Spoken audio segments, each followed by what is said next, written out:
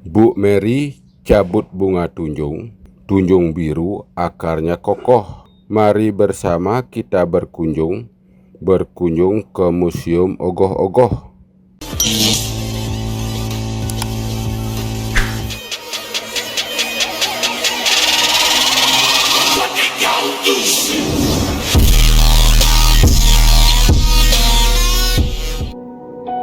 Sekarang mari kita langsung menuju Museum Ogoh-Ogoh.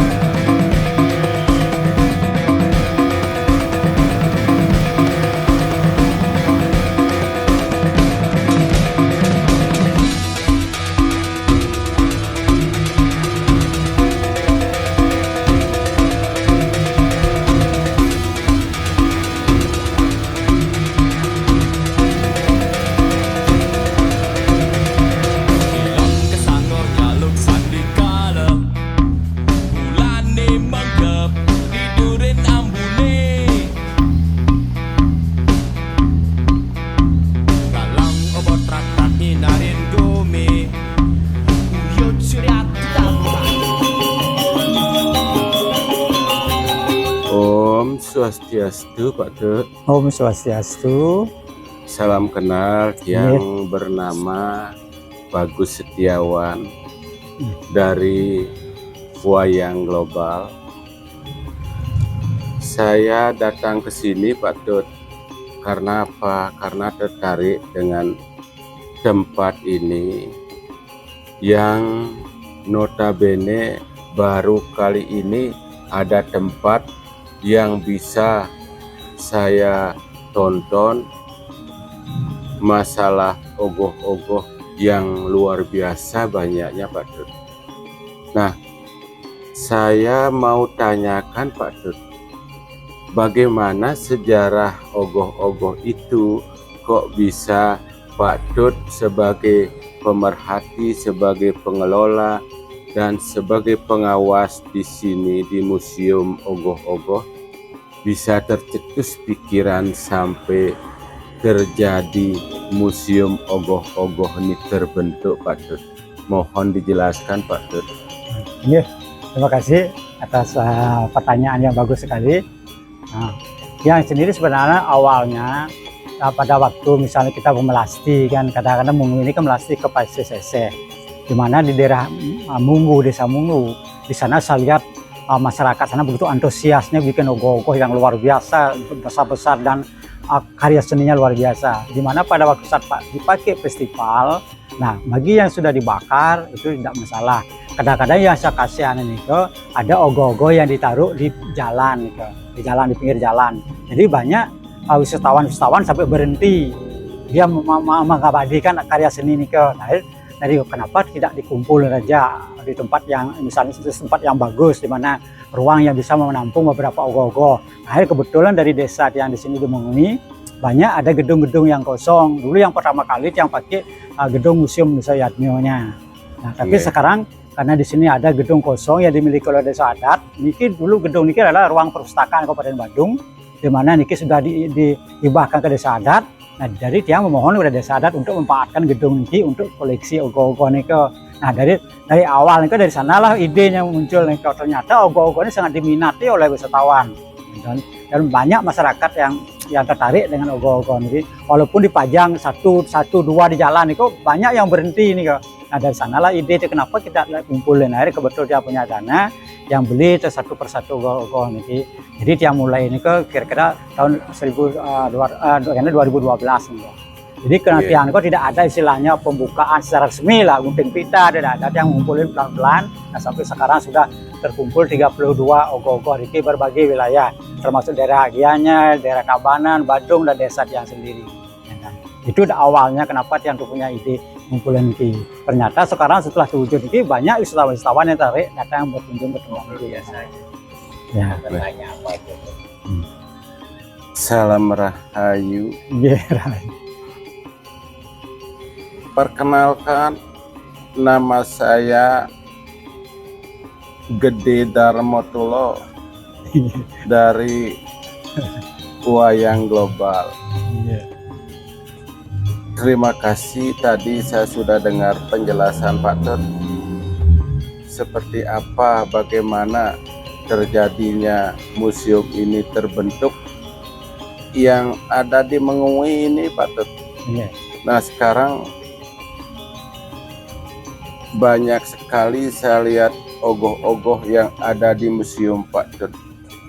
Bagaimana bisa Pak Tut mengumpulkan sampai sebegitu banyak ogoh-ogoh yang terpajang di museum Pak Tut di Mengui ini Pak Tut?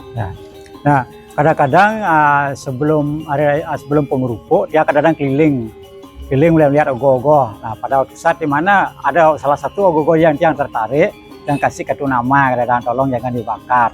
Nanti saya akan coba koleksi. Nah, ada juga kadang-kadang yang nelpon dia, Pak Tut, saya punya ogoh-ogoh, bagaimana caranya memasukkan ogoh-ogoh ke museum? Kadang-kadang ada dikasih minta juga, kadang-kadang mereka kepingin sekali biar ogoh-ogohnya ada di sini. Nah, itu salah satu sebenarnya museum itu kan bisa mengkoleksi. Bagi kadang-kadang kita punya rasa bangga juga kalau karya seni kita ditaruh di museum, diabadikan di museum. Seperti contohnya pelukis. Kalau lukisannya kalau mau dikoleksi oleh museum, kami sangat senang sekali. Nah, begitu juga mungkin yang lain-lainnya nih. Di sini ada beberapa ogoh-ogoh yang memang dikasih minta oleh pemiliknya ya. Itu sebenarnya dari awalnya harus survei dulu dan harus yang punya kriteria yang sendiri dan bisa saya jelaskan kepada pengunjung Riki ogoh-ogoh ini apa yang dia koleksi kan. Terima kasih Pak Tut. Pak Tut, yang mau tanyakan bagaimana karya seni ini bisa terbentuk Pak Tut? Karena saya lihat ini ada beberapa karya seni yang dipadukan menjadi suatu bentuk yang dinamakan ogoh-ogoh. Mohon penjelasannya Pak Tut. Dia jelaskan di sini banyak ada pertanyaan dari wisatawan juga. Apa sih itu ogoh-ogoh kan kita. Nah, tapi dia sendiri jelaskan begitu masuk tamu datang sini, dia perkenalkan ini adalah koleksi dia sendiri, di mana ogoh-ogoh niko artinya salah satu merupakan karya seni patung dalam wujudnya yang besar itu namanya ogoh-ogoh. Kalau yang kecil itu namanya boneka. Nah, ogoh-ogoh niko pada awalnya di Bali niko ngambil wujud daripada buta kala, lebih otentik dengan buta kala. Nah, dia jelaskan apa sih buta kala niko. Nah, buta kala niko adalah terdiri dari dua bahasa semuanya buta dan kala. Kala niko artinya waktu, buta itu artinya alam semesta. Jadi seniman-seniman Bali itu mensimboliskan kala atau waktu itu sangat mengerikan, menakutkan. Sehingga disimboliskan seperti satu raksasa yang menyeramkan itu. Kenapa kala disebut menakutkan, mengerikan? Karena waktu akan memusnahkan segala sesuatu yang ada di dunia ini. Contoh realnya kita punya baju. Begitu kita beli warnanya pertama warnanya bagus sekali, sekian minggu, sekian bulan akhirnya mereka rusak dan robek. Begitulah semuanya kekuatan waktu. Sekarang buta atau alam pun juga bisa menakutkan. Seperti contohnya apa? Pada saat di mana pohon itu tebang sembarangan, apa terjadi penggundulan hutan, di mana terjadilah banjir bandang. Nah, itu pun juga maut, juga membiasakan kita. Kita udah sering lihat dan nonton berapa orang terbunuh oleh alam itu. Nah, sekarang bagaimana caranya buta kalau itu menjadi positif? Nah, waktu isilah selalu dengan variatnya. Makanya di Bali kita tidak bisa lepas dari yatnya. Setiap saat ada yatnya. Begitulah cara kita untuk mengisi waktu biar tidak menakutkan seperti ogoh-ogoh nih. Kalau waktu kalau kita sudah pakai untuk beriatnya, tapi kalau kita menyalahgunakan waktu, apalagi sekarang contohnya seperti hal-hal yang negatif, jangan salahkan waktu itu nanti jadi maut. Nah, begitu alam. Bagaimana rago Bali di sini orang Bali menyikapi ngiring mubakti ke Bu Pertiwi. Kita anggap alam sebagai ibu kita sendiri. Kenapa kita nyebut ibu? Karena dari alam lah kita bisa hidup. Tanpa ada alam bagaimana kita bisa dapat makan biji-biji sayur-sayuran buah-buahan. Sehingga begitulah kita mutang di alam. Makanya rago Bali niki menyembah, ngiring, berbakti, begitulah kita menghormati alam. Jadi kalau kita sudah mencintai alam, alam pasti akan memberikan sesuatu yang positif pada kita. Betul, tapi kalau kita betul. merusak alam, jangan salahkan alam juga memberi bencana kepada kita. Oleh karena Iya. itulah tergantung individu kita sendiri. Apakah butuh kalau menjadi negatif atau menjadi positif tergantung kita sendiri. Oleh karena itu yang mohon Museum Tiang Ogoh-Ogoh ini memotivasi setiap pengunjung, cintailah alam. Isilah waktu dengan suatu hal yang positif. Bisa bagi pelajar, belajarlah dengan tekun. Bagi yang misalnya sudah dekat-dekat dewasa, mari kita dekatkan diri pada Tuhan Yang Maha Esa. Itulah motivasi kami di sini. Dan Pak Tut, ada lagi yang saya tanyakan Pak Tut.